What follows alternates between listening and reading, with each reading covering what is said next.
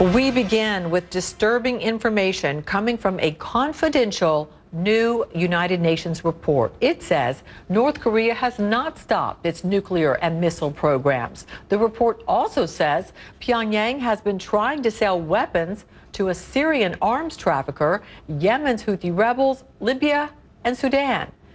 This is an embarrassing blow for President Trump and those in his administration who were optimistic North Korean leader Kim Jong-un would follow through on his pledge to denuclearize. Our Paula Hancock is in Seoul with more for us. A confidential United Nations report that was given to the Sanctions Committee Friday night has shown that the North Korean government is evading sanctions with illicit ship-to-ship transfers. It is making transfers of petroleum products at sea, as well as trying to avoid the sanctions that were put on its coal exports in March of last year. Now, this is a panel within the UN. It's made up of independent experts. They give their findings every 6 months to the Sanctions Committee, talking about the progress or lack of with North Korea. And certainly this particular report is fairly damning, saying that there are, quote, increasingly sophisticated evasion techniques being used by North Korea when it comes to these ship-to-ship transfers, that they are making sure that it's not easily recognizable that these tankers belong to North Korea, trying to disguise that fact. The United States, this report says, has also given the committee some evidence recently to show that North Korea is carrying out these practices, also photographic evidence. And one UN member said that they believe that North Korea has already procured 500,000 plus barrels of refined petroleum products from January to May. So certainly it's a fairly damning report. They also talk about the fact that North Korea is trying to evade arms embargo. There's an embargo and sanctions on small arms, on military equipment, and it appears, according to this report, that North Korea is trying to circumvent that and trying to use foreign intermediaries, and it names one from Syria, to try and sell small arms to raise cash, mentioning places like Yemen, Libya, Sudan. So certainly that is going to be a red flag as well. Of course, it's not necessarily going to surprise too many people. There have been indications and reports, even intel agencies, US officials have been telling CNN that it does appear as though the nuclear and missile program for North Korea is carrying on. We've seen some small developments. For example, the return of remains from the Korean War to the United Nations Command. We've seen 38 North tracking satellite images from North Korea, suggesting that an engine test site has started to be dismantled, one that Kim Jong-un had promised to the US president. But certainly this kind of report, and from such a credible source as the United Nations investigation panel, is going to raise many questions. Paula Hancock, CNN Seoul. U.S. Secretary of State Mike Pompeo is at the ASEAN ministers meeting in Singapore, where he shook hands right there, as you see, with North Korea's foreign minister just a short time ago.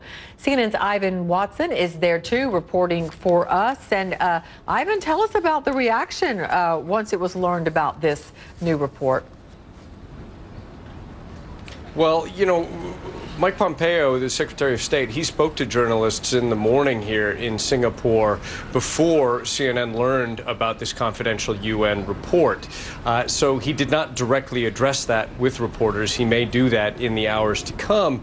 But in his comments, he did allude to some of the issues and, in fact, some pretty detailed some details in the report that he seemed to be alluding to. For example, the ship-to-ship transfer of petroleum. That's something that he singled out, that he said that he raised with Southeast Asian nations here, saying that they've got to help with trying to make sure that United Nations Security Council resolutions blocking this, that they are enforced. So perhaps he knew about some of the details of this United Nations report. He had interesting messages coming here to Singapore less than 2 months after President Trump had his historic first face-to-face meeting with North Korea's leader, Kim Jong-un. On the one hand, as you saw, he deliberately walked over to North Korea's foreign minister to shake hands with him during a group photo, but at the same time had some pointed criticism of North Korea, saying that its behavior had been inconsistent with what he said was the North Korean leader's commitment to denuclearization. And he also singled out Russia, accusing it of helping North Korea evade sanctions. Take a listen, Natalie.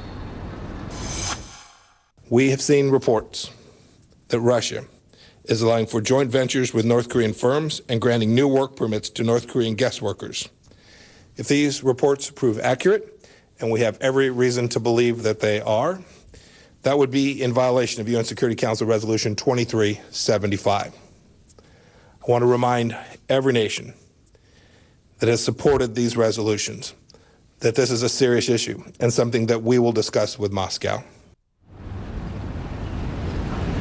Natalie, hours ago, Mike Pompeo told journalists he had not had a formal meeting with the North Koreans. We don't know if there's been any development further beyond that handshake we saw. We have just learned from the South Korean government that the South Korean foreign minister requested a meeting with the North Korean foreign minister, and he declined.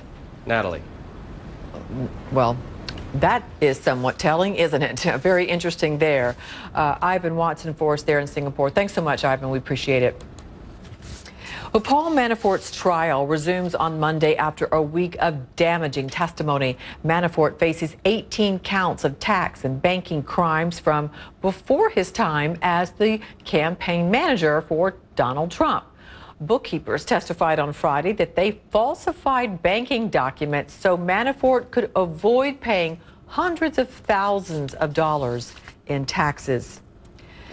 A web of intrigue surrounds the woman known as the Manhattan Madam, who was interviewed this week by special counsel Robert Mueller's team.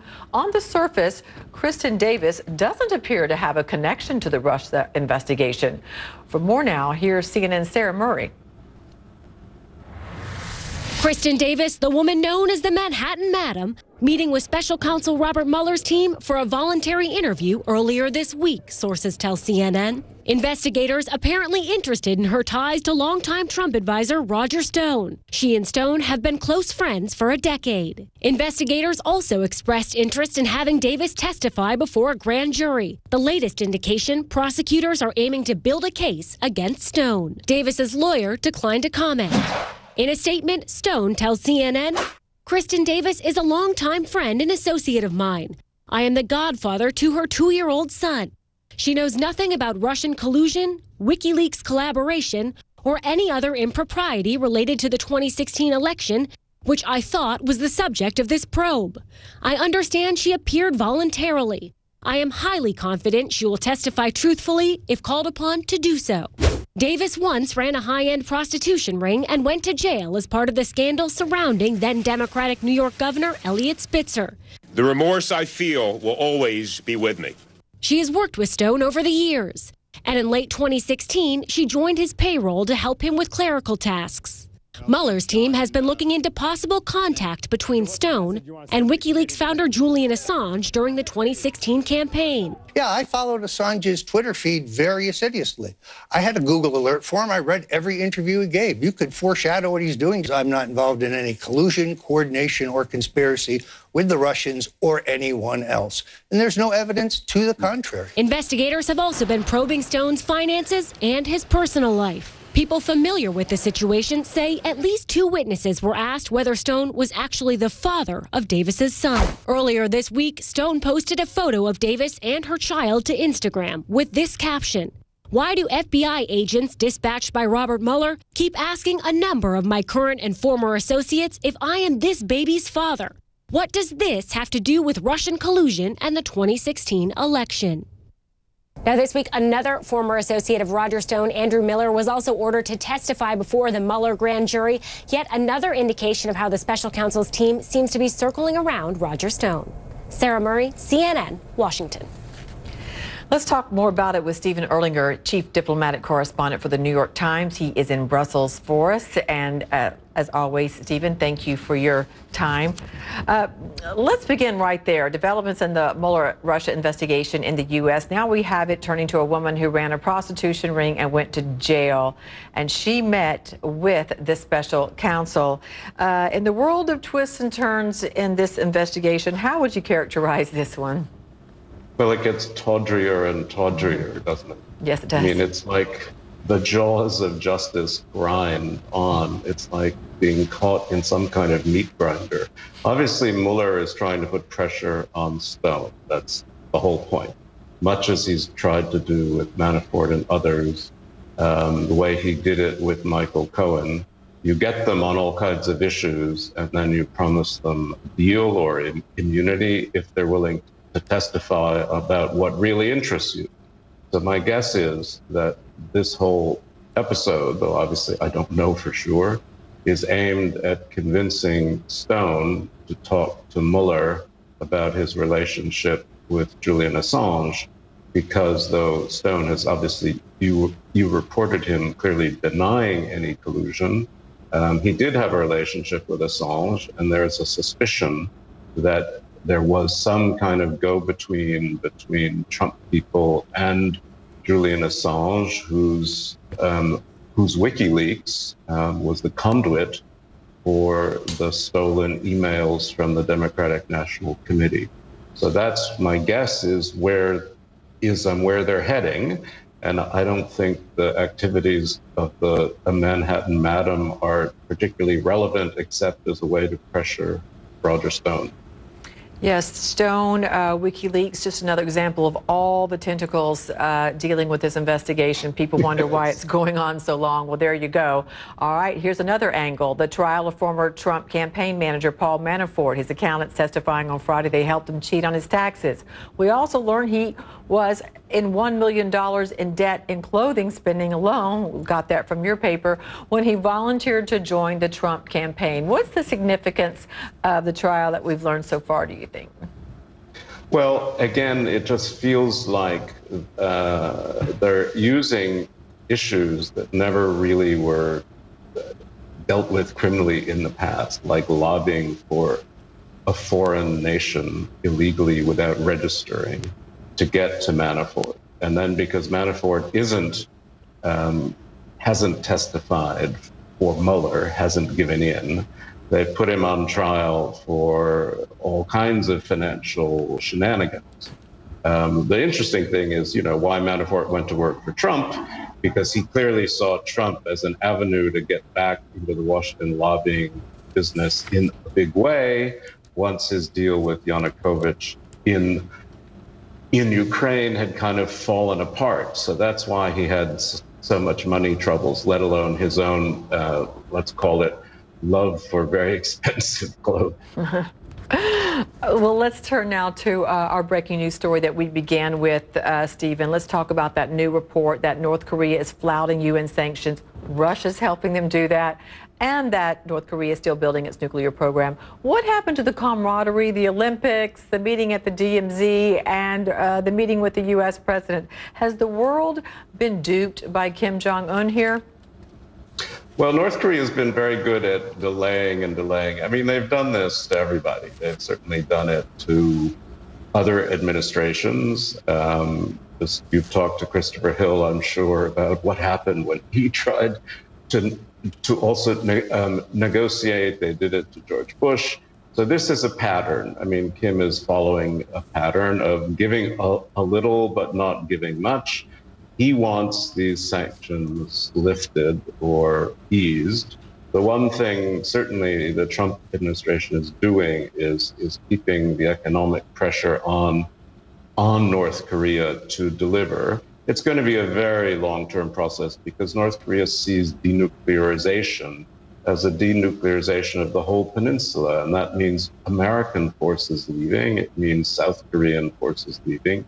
It means the denuclearization of both sides.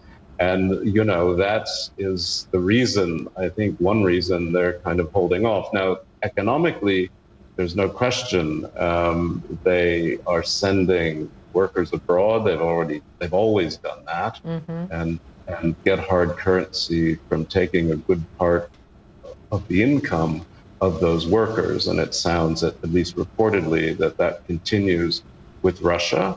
The missile program is under separate UN sanctions, but was never part of the American deal, not that we understand it.